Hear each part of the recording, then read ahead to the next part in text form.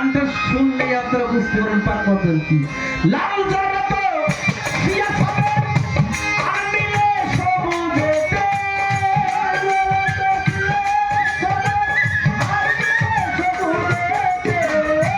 লাল জগত দিয়া সবে আর মিলে সবুজেতে পাঁচটি গাছের স্থিতি দেখি একটি গাছেতে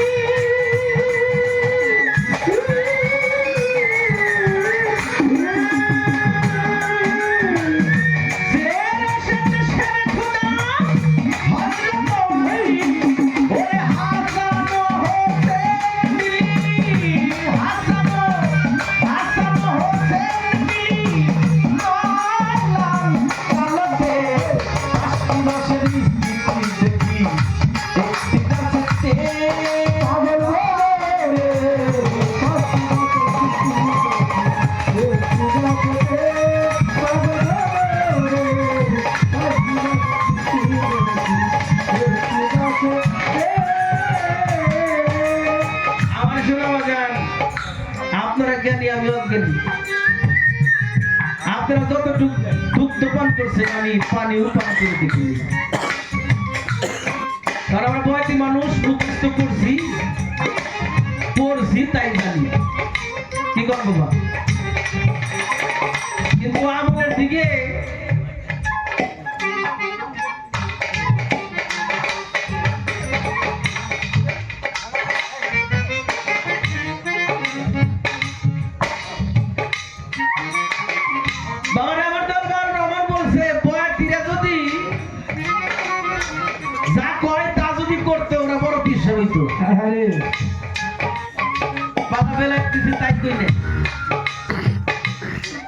কারণ পীরের যে লক্ষণ তারা কম খায় কম ঘুমায় কম কথা কয় আছে না কিন্তু আমরা বয়স দিলে তো বেশি কথা কই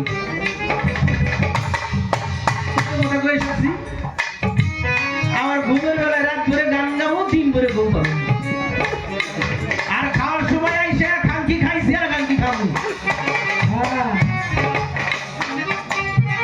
বাবা কথা আর কাজ কিন্তু এক না মুখে যতটা বলা সহজ করাটা কিন্তু খুব কঠিন ব্যাপার সাদা রসের কথাটা বলি যে রসেতে মিশে আছে হযরত আলী আলীর পর্যায়ে পৌঁছাইতে গেলে এই যে এইরকম একটা সাদা পৃষ্ঠা বাবা এই যে সাদা পৃষ্ঠা এর মধ্যে কোনো কিছু লেখা আছে নাই সাদা কাগজ না পৃষ্ঠা না এর মধ্যে কিন্তু লেখা নাই লেখা নাই বিধায় কিন্তু লেখা যাবে না কিন্তু যেটার মধ্যে লেখা আছে ওইটার মধ্যে কিন্তু লেখা যাবে না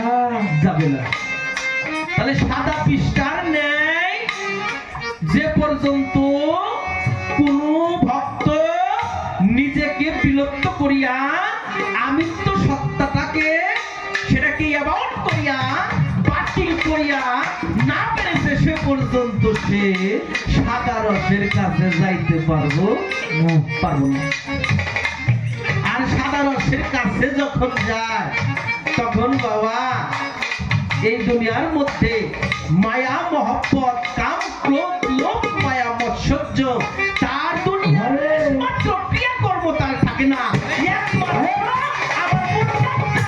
আমার হায়দার জান আমার রহমান জান তার সাথী হয়ে যায়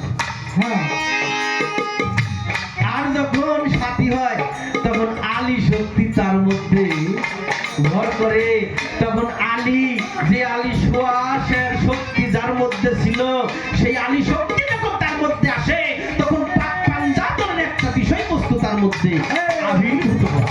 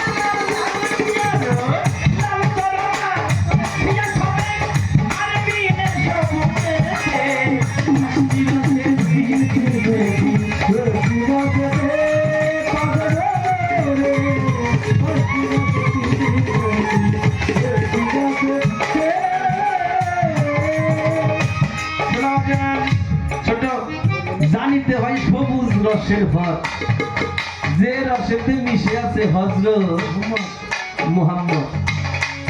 বাজান, প্রকৃতির রং কি গো? সবুজ না? প্রকৃতির রং কিন্তু সবুজ। বাতাসের রং কি? বাতাসের রং কি? বাতাসের কিন্তু রং আছে। এমন কোন জায়গা নাই যে বাতাস নাই। বাতাস আছে বিধায় কিন্তু আমি দাঁড়াই রয়েছি।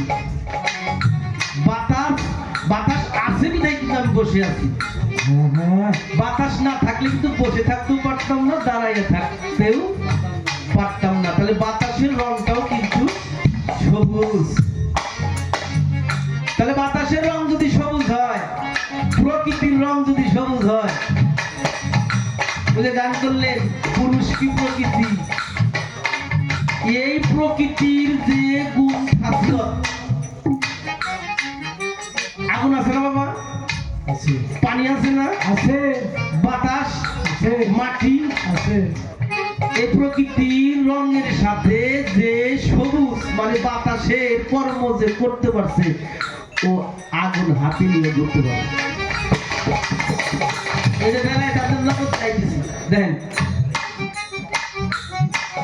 যদি বাতাসের কর্ম তার থাকে, সে আগুনটারেও হাতে নিয়ে ঘুরতে পারে। যদি বাতাসের কর্ম তার করা থাকে, সে মাটিকে, ওই যে তার দেহ মাটিতে খাবে, মাটির এমন সাধ্য নাই যেজন পুইরা হয়েছে চাই। মাটির সাধ্য নাই যে ওই হিসাবে মাটিতে খায়। এরা যারা ওলিয়া উলিয়া গাউস কুতুব পীর পয়গম্বর, তারা বাবা এই কর্মগুলো প্রকৃতির কর্ম যখন করছে, প্রকৃতির জাতের সাথে মিশে গেছে। আর জাতের সাথে যখন মিশে গেছে, যেমন চুন আর হলুদে যখন মিশে গেলে চুনের রং সাদা, হলুদের রং হলুদ, চুনের রং আর হলুদের রং থাকে না, হয় আলাদাই একটা রং, তার রং আলাদা। ওই প্রকৃতির সাথে যখন মিশে যায়, তখন বাবা এই দুনিয়ার মোহ যে আবর্জনা গুলো আছে, শত চেষ্টা করলেও ওই মানুষের সাথে আর মিশে যাওয়ার দরকার। যে মাটির হাড়ি ভেঙে গেলে যদিও ফেলে দেয় জঙ্গলে, কোশনিন কালেও মাটিতে মিশে না। মাটির হাড়ি ভেঙে গেলে যদি কোশনিন কালে মাটিতে না মিশে, তখন পুরো রঙে যে ফালা হয়ে গেছে। এই বাতাসের কর্ম যে মহাপ্রভুকে সেবন করে ফেলেছে, সে প্রকৃতির জাতের সাথে মিশে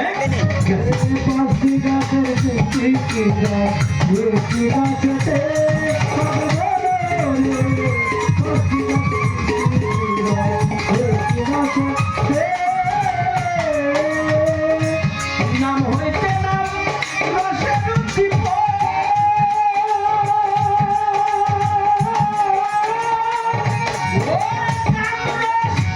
হইতে ভাবে সৃষ্টি বিচরণ রে। নাম হইতে নাম রসের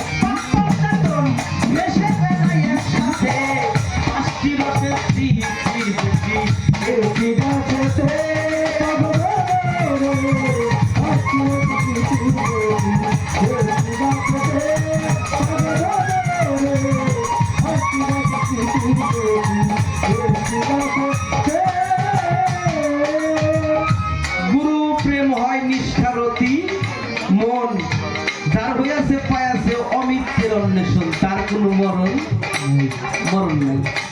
সে মরার আগেই মরা, মৃত্যু কাবলা আনতাল মৌত, মরার আগে মরতে হয়, জান্নাতে যাইতে হলে মরতে হয়। জান্নাতে যদি কেউ যায় মরার আগে কি জান্নাতে যায়? মরার পরে তো জান্নাত নাকি? তাহলে মৃত্যু কাবলা আনতাল মৌত, যে মরার আগে মরে সেই হলো জান্নাত পায়। তাই এই গানের মধ্যে বললো যার হয়েছে সেই পাইছে অমৃত্যুর অন্বেষণ, সে অমৃত্যুর অন্বেষণ করে ফেলেছে, তার আশা যাওয়া বারণ হয়ে গেছে। সে বাবা যখন ওই কর্মের মধ্যে ধাপিত হয় ছোট, কিন্তু বাতাসের একটু টাচ দিয়ে দেয়,